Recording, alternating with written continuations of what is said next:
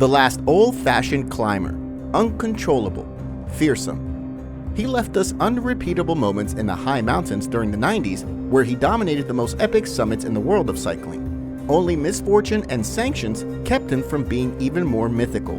Do you want to know what are the 5 most mythical moments of Marco PANTANI? Then stay to the wheel and I'll tell you.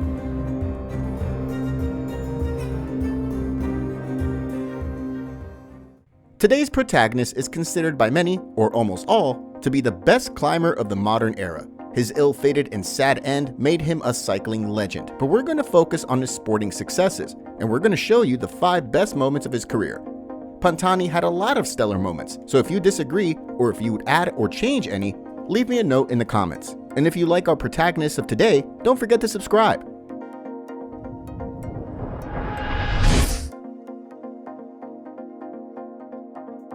For number 5, we're going to go to the 1995 Tour de France. Pantani arrived for the second time in Alpe d'Huez, one of the most epic mountains of cycling, being part of the Carrera team. The Italian runner, with a very aggressive style, launched a powerful attack in the first kilometer. Ahead of that time, there was an escape with important people such as JALABERT, Virenque, or Gotti. But Pantani's incredible pace makes him reach the race lead very quickly. Some of the escapees tried to stick to his wheel, but the truth is that they lasted very little time. Pantani, at that time, was completely unbeatable. His pace was incredible. Behind, it isn't raced or battle at any time. Indurain dominated the race with a firm step in search of his 5th victory in Paris, giving free rein to the victory of the Pirate. And so, after a colossal ascent, Pantani was arrived alone at the finish line, thus getting, after a small scare in the last corner, his first victory in the Tour and his first victory in the mythical Alpe d'Huez.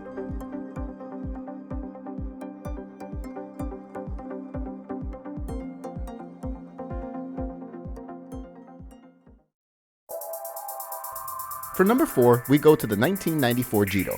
It was during stage number 15, a day that would go down in history as one of the best stages of the Italian round and the history of cycling, with almost 200 kilometers between Murano and Aprica. A very hard route with the ascents, first of the long and hard passage of the Stelvio, to face then hell, the terrible Mortirollo, ending with a second category pass that wasn't so hard at first, but that in the end would become the judge of the stage, ending in the town of Aprica. At that time, a young Russor named Eugenie Berzin beasted the pink jersey, and the favorite for the final victory was Miguel Indurain. Pantani had presented himself in society the day before, winning the Murano stage and placing 5 minutes behind the Russian rider in the general classification. The Stelvio Passador without any movement among the favorites. The Italian Franco Vona was the first to try leaving ahead alone and crowning in first position. Later, a group of riders, led by Chiappucci and Gotti, would also crown with a few minutes of advantage over the favorites. And as soon as he reached the ramps of the hard Mortirollo, a mountain with 12 kilometers at 12%, Pantani, with his characteristic style, launched an attack that breaks the race. The young Russian tries to hold the wheel of Italian, something that, as we'll see, will end up paying. Indurain, who is already an experienced rider, continues at his own pace without wasting much time. The young Berzin, who initially endured the Italian, ends up succumbing to the rhythm of Pantani, who goes alone towards glory.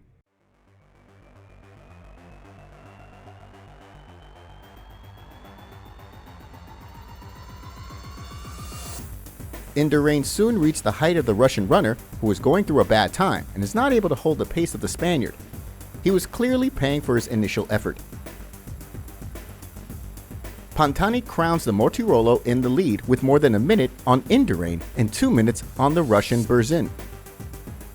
In the long descent, the Carrera team decides to wait for Indurain to face the remainder of the stage in collaboration with the Spaniard, while the Russian was left alone in the group where nobody gave him a single relay.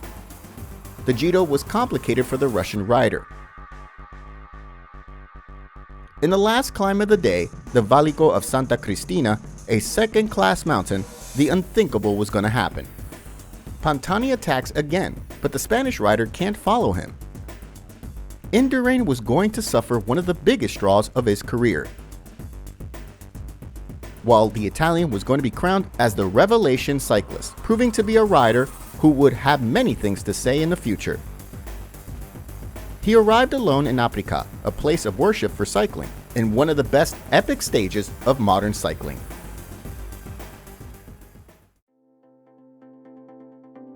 For number 3, we return to the Tour de France and the mythical climb of Alpe d'Huez, this time in 1997. The Italian, of course, had that stage marked with an X. The young German rider Jan Ullrich wore the yellow jersey in what looked like his first Tour victory, and in the 13th stage, the race reached the Alps, ending in the mythical ascent of Alpe d'Huez. And as in 1995, the pirate starts from below with a brutal attack. The only ones who can follow him are the Danish Ries, Jan Ullrich, and Richard Virenque, who, by their faces, seem to be having a bad time and will soon fall mature. First, the Dane, Bjarne Ries, yields, and shortly after the mountain jersey, Richard Virenque. Even the race leader ends up yielding to this exceptional climber, which still has 9 kilometers of ascent to touch glory. People in the ascent go crazy with the pirate. The mountain is full of fans, something that makes it a mythical picture of the Tour de France and the Alps. It's so launched that it would end up achieving the record of ascent of this legendary pass of the Tour. He reaches the finish line, getting his second victory on the epic summit of Alpe d'Huez and consecrating himself as the best climber of his time.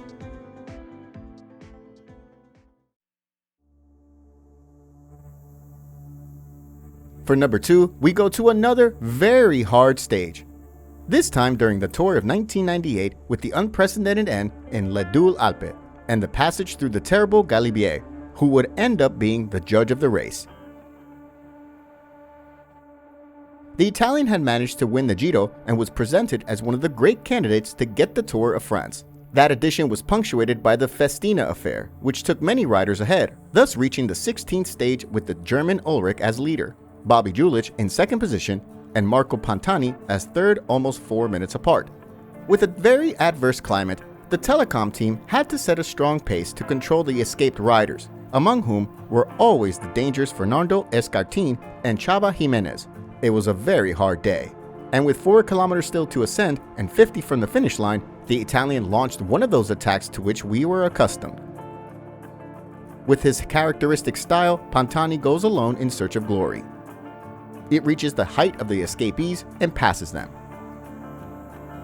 crowning the Galibier in first position, putting Ullrich in serious trouble, who is losing more than 2 minutes. The pirate puts on the raincoat and launches into a kamikaze descent. The Italian runner sought the help of the escapees to face the kilometers of flat in company, which went well, increasing the advantage over the German. The Italian reached the final climb as virtual leader of the Tour. In the rain, Pantani was performing a memorable stage, while Ullrich was going through one of the worst days of his career.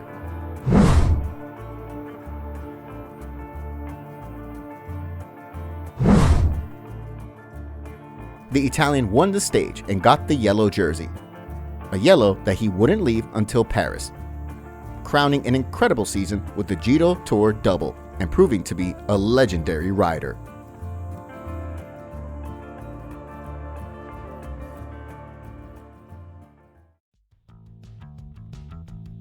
For number 1, we go to the 1999 Giro, where the decline in the pirate career began after Madonna de Campiglio stage, but where he left us an epic comeback that will surely remain in the annals of the history of the Italian round. It was during the 15th stage with the finish line at the Europa Sanctuary. Pantani already bested the pink jersey, but needed to extend his advantage over his rivals, especially with Laurent Jalabert, with a view of the time trial stage of the penultimate day. Europa is a hard ascent, although it's not constant. It's 9 kilometers, almost 6% on average, with some rest, but it has hard areas of 16%, which can do a lot of damage. The stage is controlled by the Mercantoni team riders, thus reaching the compact peloton to the climb to Europa. At the beginning of the ascent, suddenly, Pantani suffers a chain exit. We see how he moves right away and lags behind. No one on his team notices because it seems that he doesn't say anything until someone notices and panics. The whole team waits for its leader. who has to face a complicated situation, since in front, his rivals have opened gas and don't plan to wait for the Italian, who's going through a tense moment that makes him stay even from his teammates. Heras and JALABERT are the first to seriously attack. And this is where Pantani gave us one of the most incredible comebacks in the history of cycling. Very similar to the one made by Alberto CONTADOR, a video that we have on the channel and that I leave you in the description to see later.